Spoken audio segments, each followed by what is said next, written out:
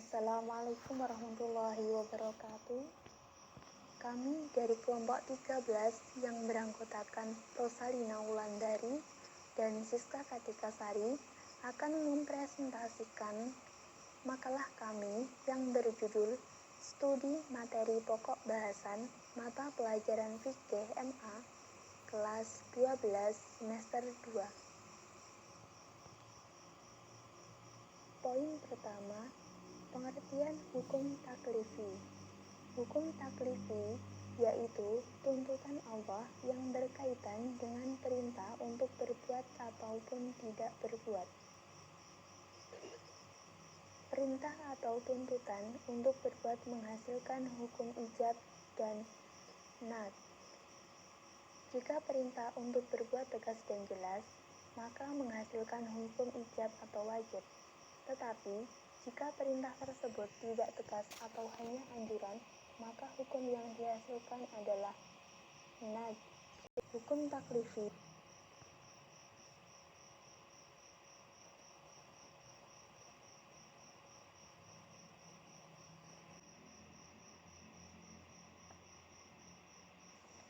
Macam-macam hukum taklifi.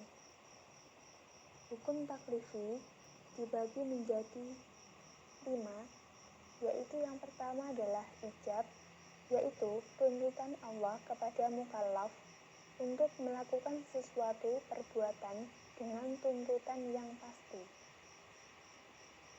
Kedua, nad, yaitu tuntutan Allah kepada mukallaf untuk melakukan suatu perbuatan dengan tuntutan yang tidak pasti atau anjuran untuk melakukan.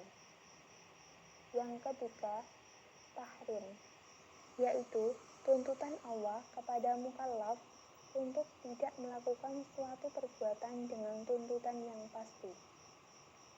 Yang keempat, karohah, yaitu tuntutan Allah kepada mukallaf untuk tidak melakukan suatu perbuatan dengan tuntutan yang tidak pasti atau anjuran untuk menjauhi. Yang kelima, ibahah, yaitu permintaan Allah kepada mukallaf untuk memilih antara melakukan atau meninggalkan suatu perbuatan. Poin selanjutnya tentang hukum wad'i.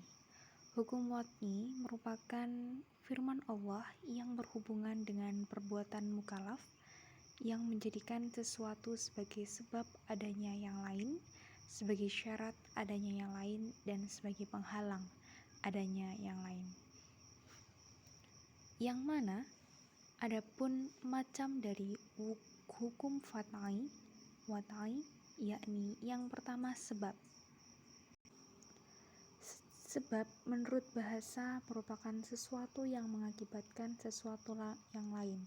Sedang menurut istilah, khitab Allah yang menjadikan sesuatu sebagai sebab ada dan tidaknya suatu hukum. Atau dapat dikatakan bahwa sebab merupakan sesuatu yang menyebabkan adanya hukum dan tidak adanya sesuatu atau tidak adanya hukum.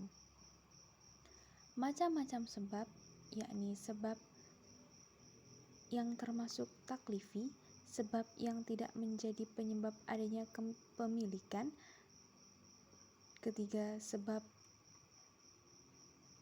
yang merupakan perbuatan mukallaf dan berada dalam kesanggupan.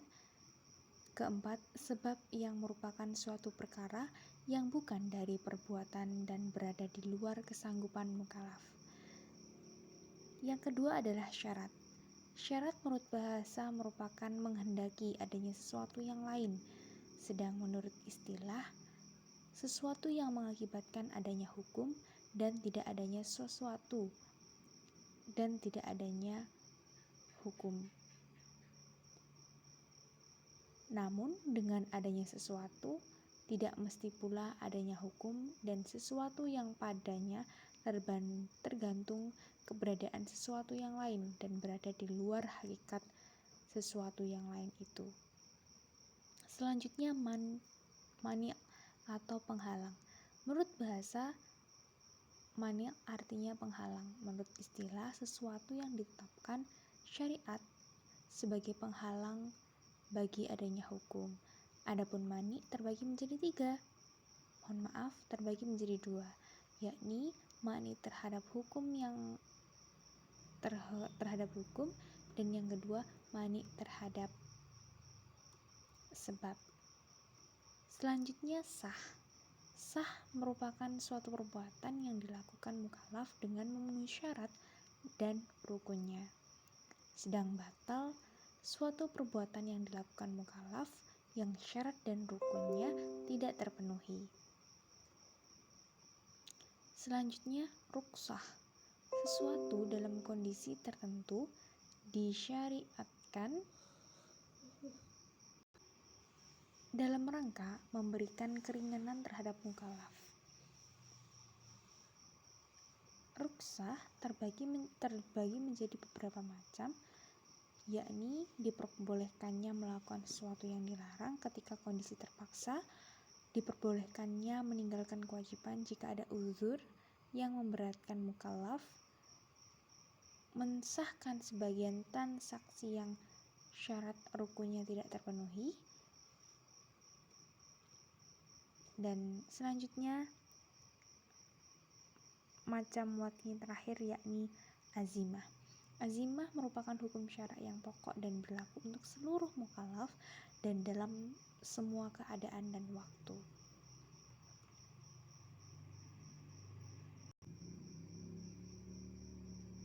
Poin selanjutnya terkait hal-hal yang berhubungan dengan hukum syar'i. Yang pertama adalah al-hakim. Al-hakim merupakan zat yang mengeluarkan hukum. Yang kedua, mahkum fih, yang akan dijelaskan oleh Mbak Siska. Secara etimologi, mahkum fi artinya objek hukum, yaitu perbuatan mukallaf yang terkait dengan titah syar'i. Sedangkan secara istilah, mahkum fi adalah perbuatan yang dilakukan oleh mukallaf yang dinilai hukumnya. Jadi, mahkum fi adalah perbuatan mukallaf yang menjadi objek hukum syara'. Dan yang ketiga yakni mahkum alaih, merupakan seseorang yang perbuatannya dikenai hukum Allah SWT atau disebut mukallaf. Orang itu sudah dikenai hukum dari Allah SWT. Adapun syarat-syarat mahkum alaih itu 2, yakni mampu memahami tuntunan syara' yang terkandung dalam Al-Quran dan Sunnah, baik langsung maupun melalui orang lain, dan